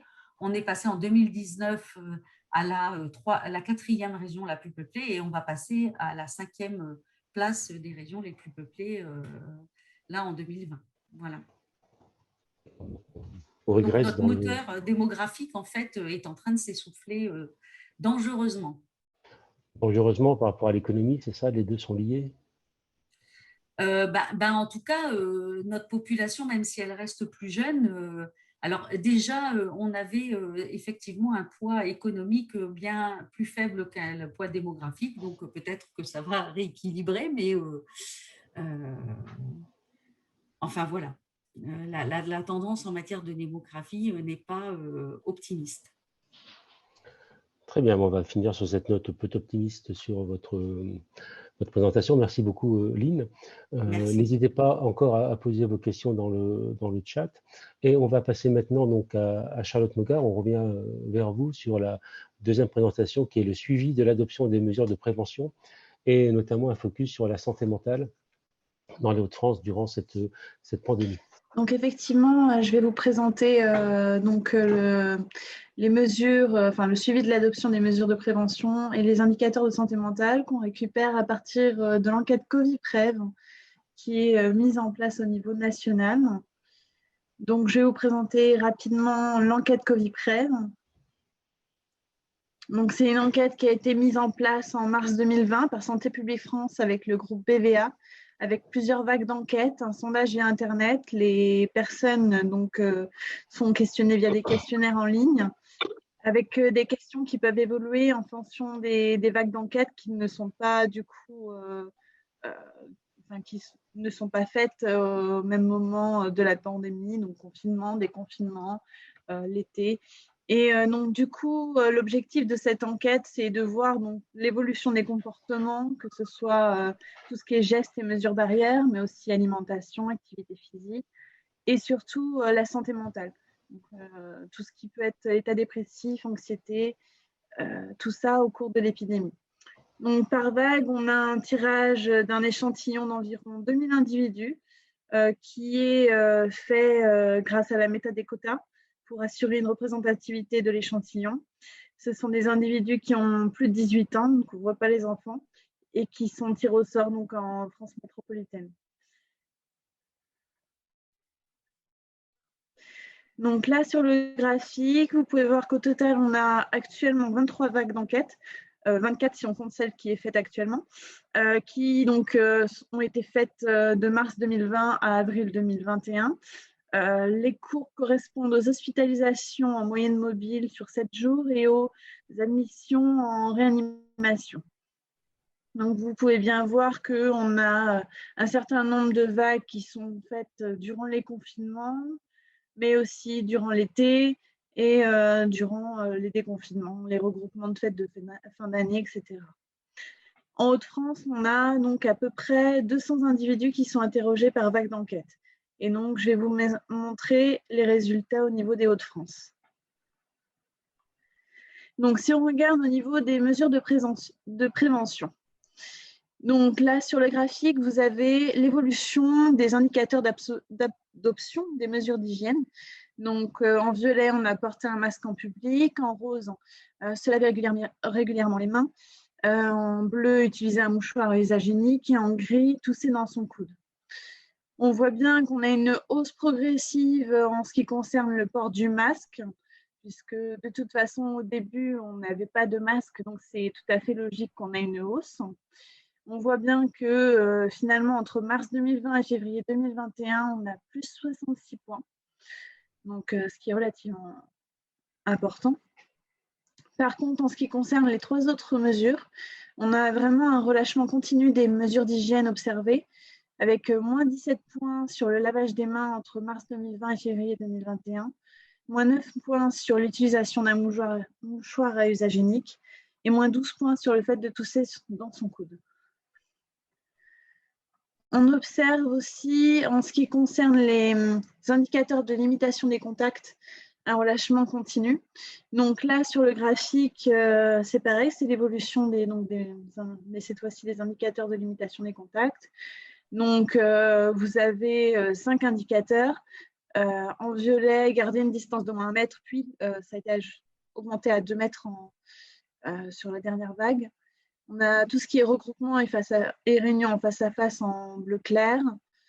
En rose, éviter d'aller voir une personne âgée, fragile ou vulnérable. En marron, rester confiné le plus possible à la maison. Et en gris, saluer sans serrer la main et arrêter les embrassades.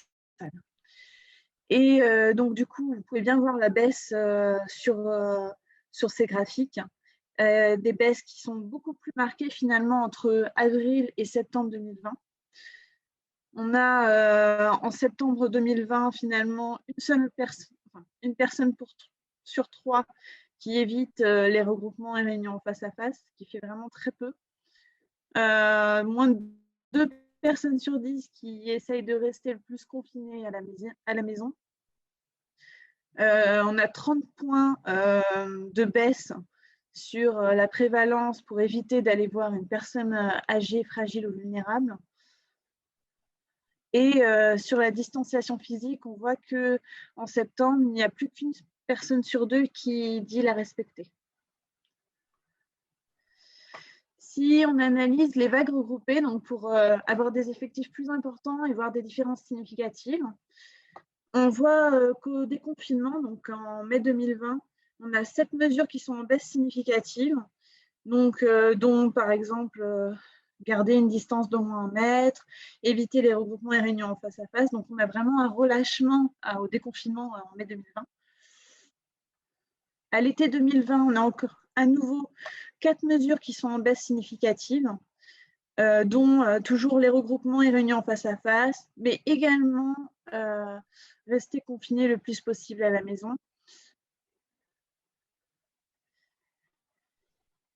Ensuite, lors du 2e confinement, par contre, là, on voit vraiment une hausse des mesures, donc une prise de conscience collective avec une hausse, par exemple, de la distanciation physique, les regroupements, éviter d'aller voir une personne âgée ou fragile et vulnérable. Et enfin, au déconfinement, l'hiver 2020-2021, on voit qu'on a à nouveau cette baisse significative sur 3 des mesures, donc tousser dans son coude, garder une distance d'au moins 1 mètre et éviter d'aller voir une personne âgée, fragile ou vulnérable. Donc tout ça, c'est assez cohérent avec finalement ce qu'on a pu voir dans la présentation précédente avec l'augmentation et l'intensification de la circulation virale. On a un relâchement des comportements de protection individuelle et collective finalement qui sont juste avant les réintensifications de la circulation virale, avec des regroupements finalement plus importants. Et on voit bien que c'est le plus important, finalement, ce qui évite le plus cette réintensification virale, c'est vraiment le respect et des gestes et mesures barrières. Sans oublier la vaccination, bien entendu. Maintenant, si on regarde les indicateurs de santé mentale, donc là, sur le graphique, vous pouvez voir l'évolution des indicateurs de santé mentale. Sur la courbe bleu foncé, on a le score de satisfaction de vie actuelle. La bleu clair, les problèmes de sommeil. La violet, l'anxiété. et la rose, les états dépressifs. Donc, on voit globalement qu'on a une dégradation de la santé mentale, surtout et beaucoup plus marquée entre mars et décembre 2020, avec une augmentation des états dépressifs, mais aussi des problèmes de sommeil et une stabilisation du score relatif à l'anxiété, à un niveau vraiment très élevé, on est quand même à 29%. De la même façon que pour les indicateurs précédents, on regroupe les vagues pour avoir des effectifs plus importants et voir des différences significatives. Et c'est à nouveau cohérent avec les différentes phases et les différentes mesures mises en place lors de la pandémie. C'est-à-dire qu'au déconfinement en mai 2020, on voit bien une baisse significative des états dépressifs ainsi qu'une augmentation du score de satisfaction de vie actuelle. Alors qu'au confinement de l'automne 2020, concomitant finalement avec l'arrivée de l'hiver, on a une réaugmentation des états dépressifs et une baisse du score de satisfaction de vie actuelle. Et si on regarde par rapport aux variables sociodémographiques associées, on voit finalement que pour l'anxiété et les problèmes de sommeil, ça touche davantage les femmes que les hommes. Pour l'anxiété, les états dépressifs, davantage les moins de 35 ans, notamment avec une situation financière perçue très difficile. Et que ce soit l'anxiété, les états dépressifs ou les problèmes de sommeil, ceux qui avaient des antécédents de troubles psychologiques étaient davantage touchés. Donc, pour conclure, finalement, on voit qu'on a vraiment des dégradations continues de la santé mentale qui est liée à ce sentiment de lassitude, cette absence de perspective, finalement. On sent que c'est un petit peu qu'il n'y a pas de fin à cette crise sanitaire. Les mesures de contrainte de liberté individuelle, mais surtout les difficultés sociales et économiques. C'est aussi cohérent avec ce qu'on voit au niveau des observations nationales sur l'impact de la crise sanitaire, notamment chez les jeunes, chez les personnes sans activité professionnelle, avec une situation financière très difficile, qui peuvent avoir du chômage partiel, par exemple. Aussi les personnes qui vivent à beaucoup dans des petites surfaces, mais qui vivent aussi seules et qui sont finalement touchées par l'isolement. Et ces nombreux facteurs affectifs qu'on peut avoir, l'inquiétude face à la santé, la situation économique actuelle, et ne pas savoir ce qui va se passer finalement. Et c'est aussi cohérent avec ce que nous font remonter les intervenants dans le champ de la santé mentale, c'est-à-dire qu'on a connaissance de signaux par rapport à des difficultés psychologiques croissantes en population générale, notamment chez les jeunes adultes et plus récemment chez les adolescents, qui là ne sont pas couverts par l'enquête Covid-13. Mais on voit bien qu'il y a une augmentation des recours aux soins d'urgence pour tentatives de suicide, angoisse, anxiété, troubles de l'humeur, troubles du comportement alimentaire. Alors pour cela, on a quand même mis en place au niveau de Santé publique France une campagne de santé mentale et coronavirus. On parlait des gestes soignés avec des spots audio et vidéo qui passent à la télé. Il y a aussi de nombreux sites qui sont utiles à orienter les patients vers ces sites, des dispositifs d'écoute et de soutien en ligne. Et il y a une enquête qui va être mise en place pour suivre la santé mentale des jeunes enfants, qui est lancée au printemps 2022, en post-crise finalement, et pour identifier les circonstances, les déterminants par rapport à l'impact sur le bien-être et la qualité de vie des jeunes enfants de 3 à 11 ans. Voilà, si vous voulez en savoir plus, vous pouvez aller sur notre site. Donc, il y a des détails concernant l'enquête Covid-13, des résultats aussi sur les autres régions ainsi qu'au niveau national. On a notre point épidémiologique régional Covid-13 qui a été publié en février 2021 et on met à jour ces données aussi fréquemment dans nos points épidémiologiques régionaux. Voilà, merci de votre attention. Merci beaucoup, Charlotte, pour la présentation donc, de ces données sur Covid-13 et sur le focus santé mentale. Est-ce qu'il y a des questions sur le chat? Je n'en vois pas pour l'instant, mais n'hésitez pas à les mettre. Covid-13, on est où maintenant? Vous avez analysé donc les vagues de confinement, déconfinement. Vous allez continuer évidemment les études.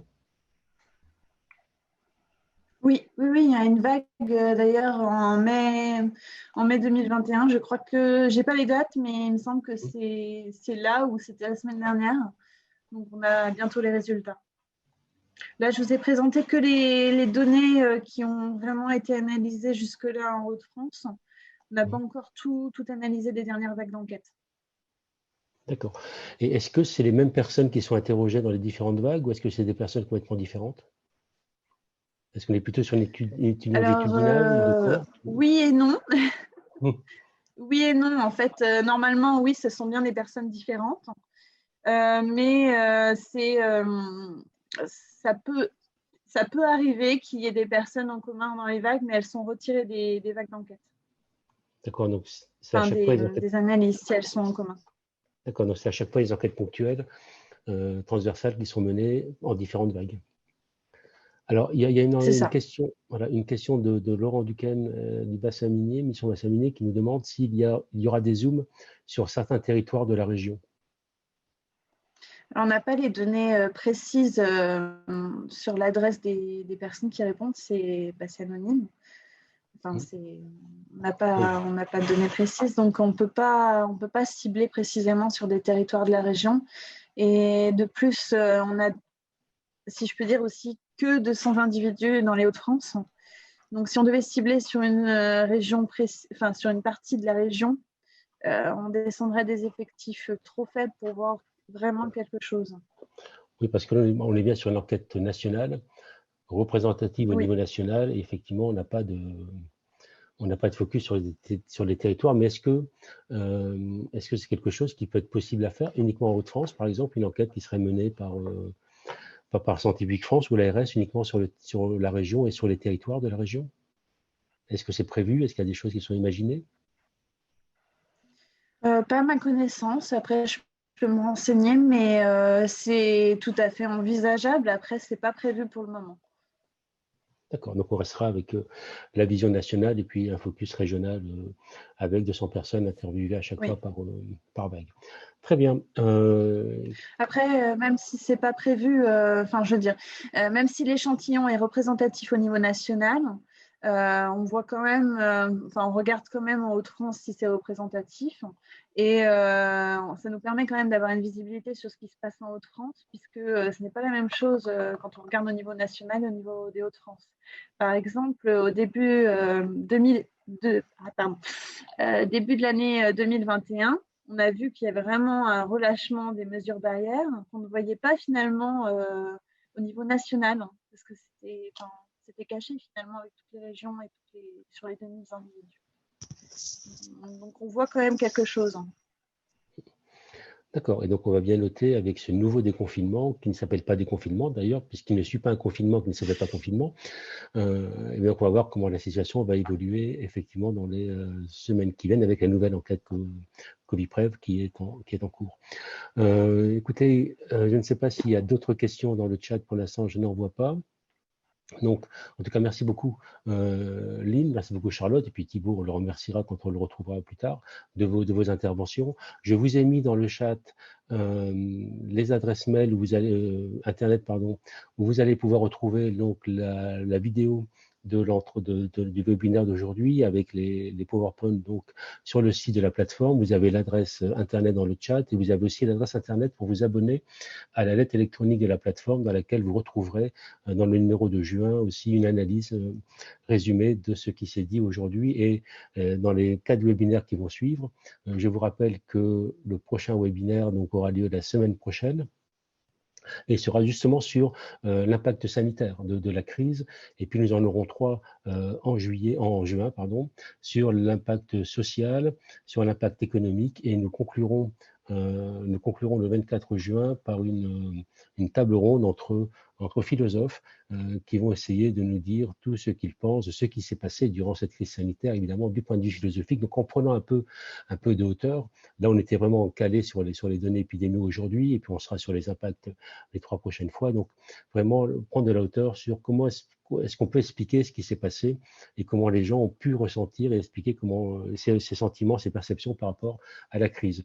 Voilà, écoutez, je vous remercie beaucoup. Je vois qu'on a encore des félicitations pour les 3 interventions que nous avons eues ce matin. Merci beaucoup, mesdames, de votre participation. Merci beaucoup à vous tous. Je remercie spécifiquement aussi et spécialement nos amis de Belgique qui nous ont rejoints. Ils ont été 4 à participer à ce webinaire. Merci à tout le monde. Et puis moi, je vous donne rendez-vous de toute façon jeudi prochain à 10 h pour le 2e webinaire de la plateforme sanitaire et sociale sur le Covid. Et ce sera donc sur l'impact sanitaire de l'épidémie.